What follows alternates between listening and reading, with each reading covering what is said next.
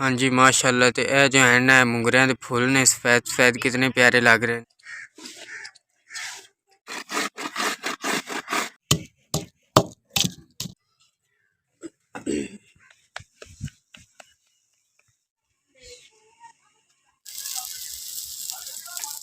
अस्सलाम वालेकुम की हाल चाल ने मेरे भैन भाई। उम्मीद करने कि तुम ठीक हो। सो अलहमदुलिल्लाह से ठीक ठाक है। हाँ जी, तो मैं मूलियां छिलदी पई हाँ। जैसे मूलियां वाली रोटियां बनाऊँ है मकई के आटे दी। साड़ी सुबह की रूटीन है। सुबह का नाश्ता तो भैन भाइयों ने शेयर करूँ। हाँ जी बेगम साहब जो है ना वह मिर्चा कुटते पे ने पराठियां वास्ते, क्योंकि अज मूली वाले पराठे बनने हैं ना मकई वाले आटे दे, इस करके ते बाजी होरी जो है वह मूली कच कर रहे हैं मूलियां नू।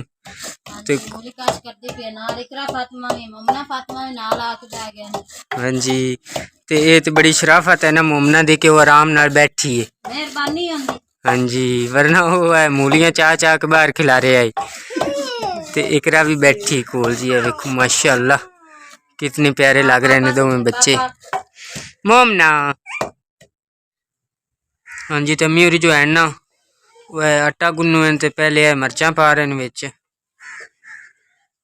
मिर्चा विच पा के ना हाँ जी मिक्स करके मोड़ तो मूलियां पावनियां ने, मोड़ नमक पावना है, आटा बना के उस तो बाद मोड़ रोटियां पकानियां। ठीक।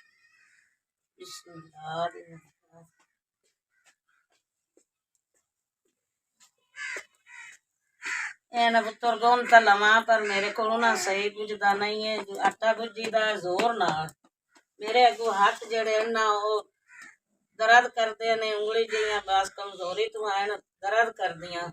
इस वजह तो मैं तो आटा नहीं गुजदा।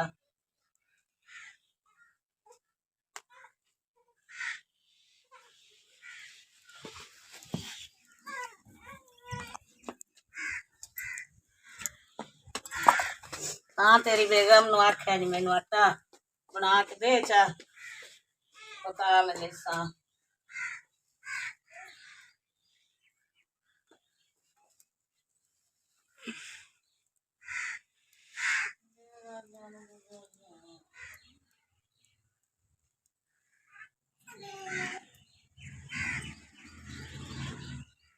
हाँ जी, तो इस तरीके हर शे मिक्स करनी है जिमें कि अम्मी होरी कर रहे हैं और नमक वगैरह पा रहे हैं उत्ते।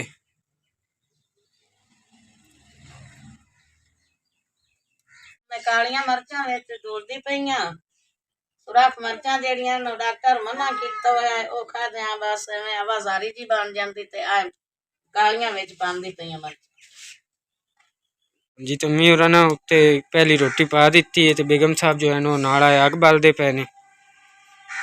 इस तरीके नाल जो है ना मकई का आटा पकता है जी। यह पराठा बन रहा जी। इस पकदा इस तरह मोटी मोटी रोटी बहुत लेस इंदे चौंदी कोई नहीं मक्की दे आटे च ते ता मोटी मोटी थोड़ी जी रोटी पक जांदी। हाँ जी, बुरगड़ा जो आटा हुंदा है। हाँ जी, इस वजह तो हाँ जी, तो हम जो है ना हम पहली रोटी पक गई तो बेगम साहब जो है ना थले ला रहे हैं रोटी में। देखो माशाल्लाह कितनी प्यारी रोटी पक्की। हाँ जी, तो पहली रोटी जो है ना वो मैं खाला और लिया के दी है तो खाला और खा रहे हैं।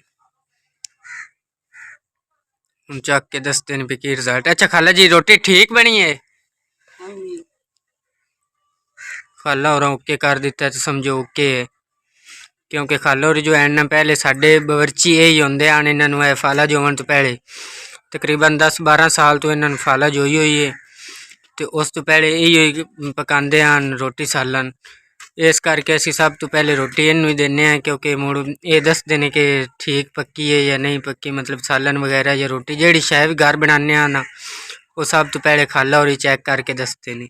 हाँ जी, तो अम्मी और मैं रोटियां पकावन वास्ते इस वजह तो बवाया है कि माँ के हथ की जो लज्जत होंगी है ना वो बेगम के हथ च कित्थे होंदी है।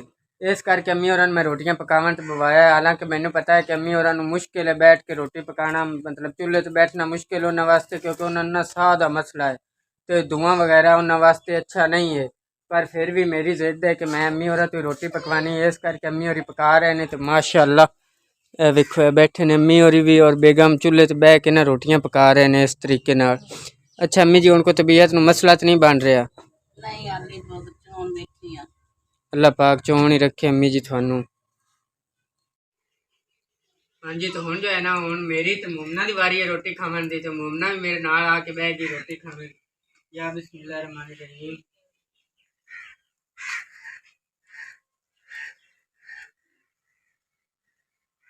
हाँ जी माशाल्लाह तो रोटी जो है ना बड़ी स्वादी पक्की, क्योंकि अम्मी और पकाई है।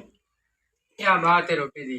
ते रोटियां जो है ना बड़ियां जबरदस्त पक्कियां पे ने। जिस मेरे भाई बहन खानी होवे साथ बिस्मिल्लाह आके खा सकता है। असी गरीब जरूर हाँ पर साडा दिल जो है ना वो बादशाह वाला है। ते अज का व्लॉग आप इत्थे खत्म करने हैं इंशाअल्लाह अज़ीम। अगर जिंदगी रही तो फिर मुलाकात होसी। खुदा हाफिज।